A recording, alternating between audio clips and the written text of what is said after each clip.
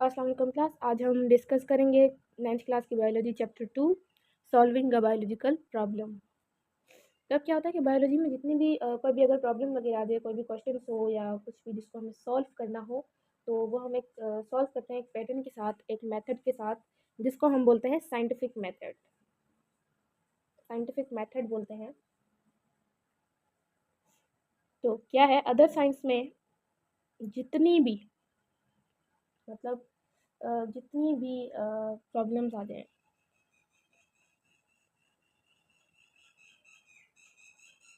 उसको अगर हम सॉल्व करेंगे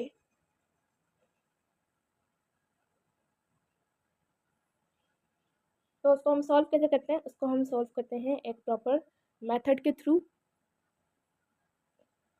जिसको हम बोलते हैं साइंटिफिक मेथड कॉल्ड,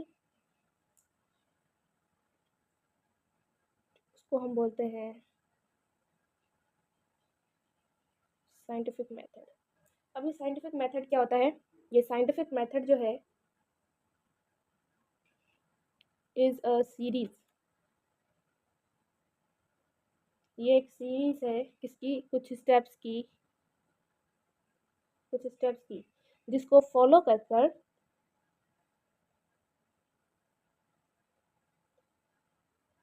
जो साइंटिफिक इन्वेस्टिगेटर्स होते हैं ना, जो भी साइंटिफिक इन्वेस्टिगेटर होते हैं, ये इन स्टेप्स, इन सीरीज को फॉलो कर कर अपने क्वेश्चन का आंसर फाइंड करते हैं।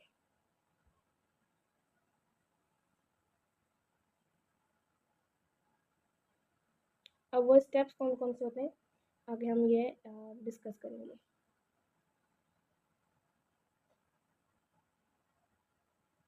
उनका कोई भी स्पेसिफिक क्वेश्चन हो, उसको फाइंड करते हैं, उसके आंसर को फाइंड करते हैं।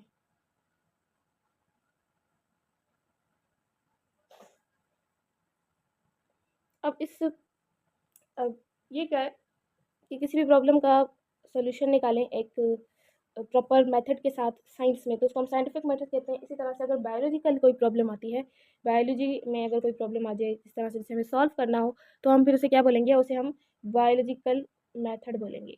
उसको हम क्या बोलेंगे? उसको हम बोलेंगे बायोलॉजिकल मेथड।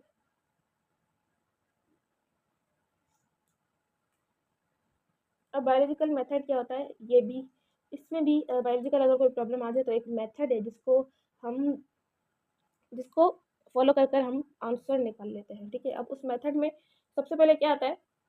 उस बायोलॉजिकली मेथड में इसकी हम सिंपल डेफिनेशन देखें तो इसकी सिंपल डेफिनेशन क्या है? द सिस्टम, एक सिस्टम है। तो अब यहाँ पर क्या है? यहाँ पर है the system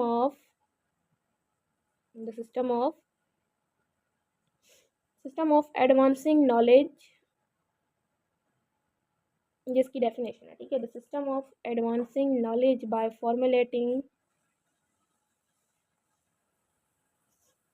formulating a question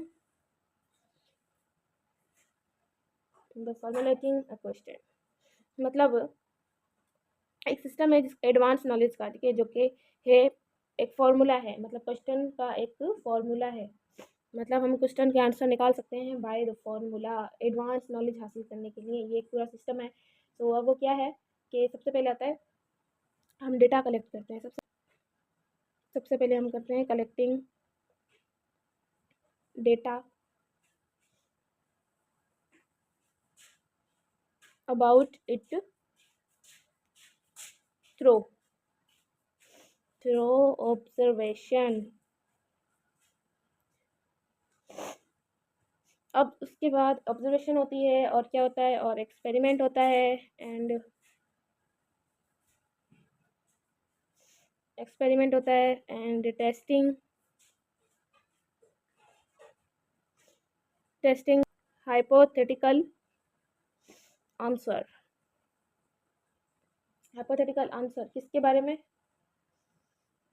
hypothetical answer करते हैं about about living things. Is called biological method.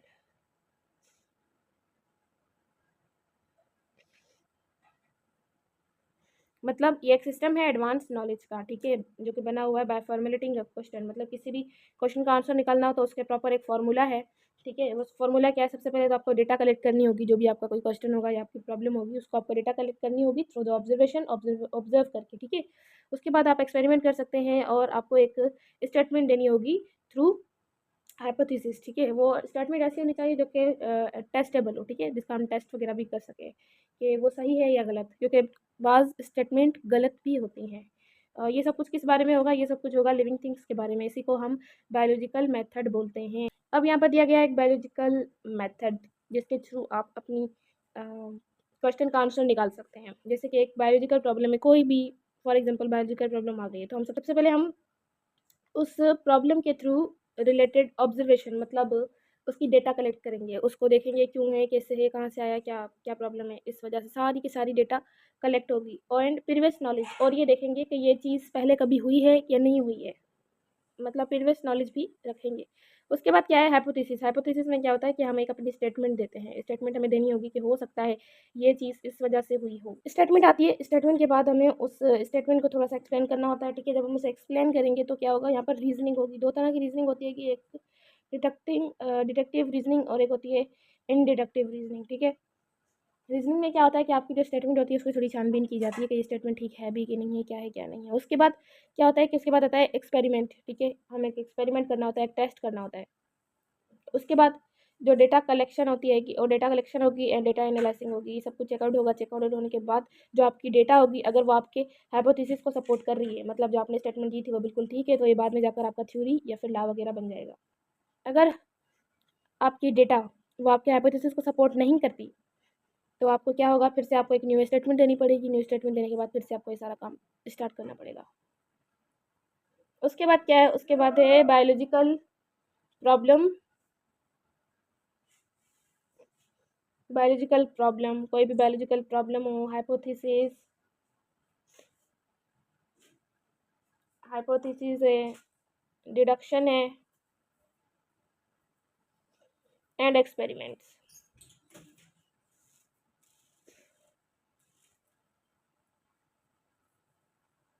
And experiments. अब यहाँ पर क्या होता है कि किसी भी हमें अगर एक बायोलॉजिकल प्रॉब्लम है उसका सॉल्व करना हो, तो वो प्रॉब्लम क्या होती है, अगर हमारे इन्वायरमेंट में है, अब वो इन्वायरमेंट से रिलेटेड हो, इकोलॉजिकली रिलेटेड हो या हेल्थ रिलेटेड हो,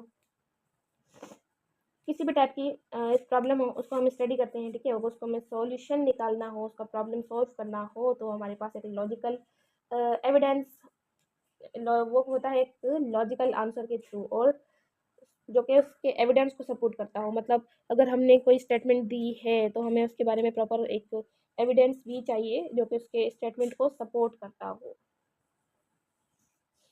अब इन सब चीज़ों में अब हम क्या यहाँ पर एक एग्जांपल उठा लेते हैं। सिंपल है, यहाँ पर क्या कह रहा है कि साइंटिस्ट यूज, जितने भी साइंसदान होते हैं वो इस्तेमाल करते हैं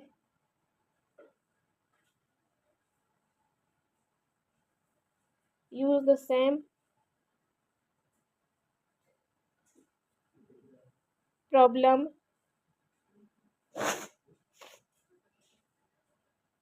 solving method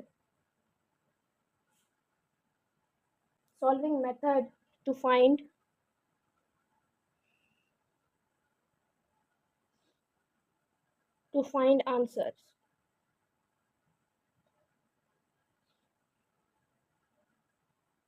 that are logical and supported, जो कि लॉजिकल भी हो और सपोर्ट करती हो बाय एविडेंस के थ्रू।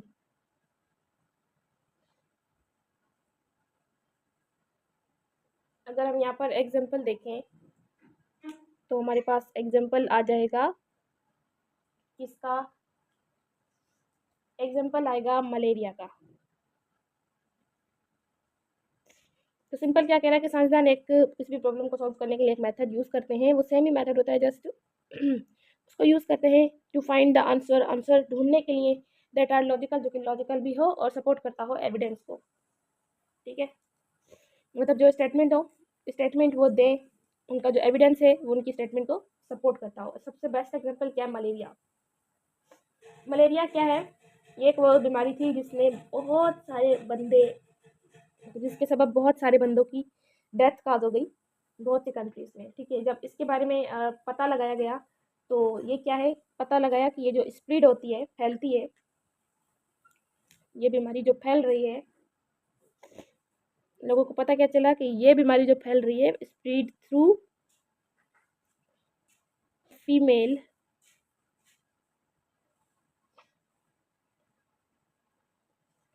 एनोफिलस,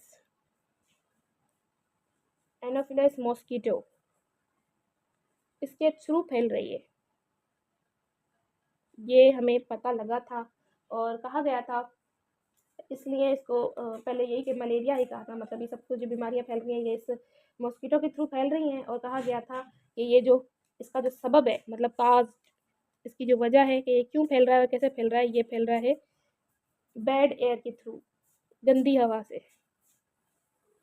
काज क्या था, इसका काज था बैड एयर, गंदी हवा के सबब ये बीमारी फैलती जा रही है। अब ये जो बैड एयर जो वर्ड दिया है, जो सॉरी जो मलेरिया का वर्ड दिया है, ये लैटिन वर्ड है। ठीक है, क्या है,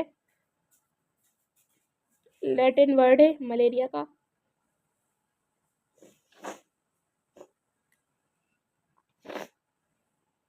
जो है माला, मतलब जो माला है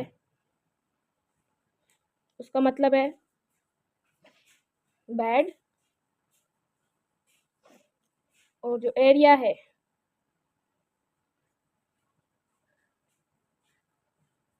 उसका मतलब आता है एयर।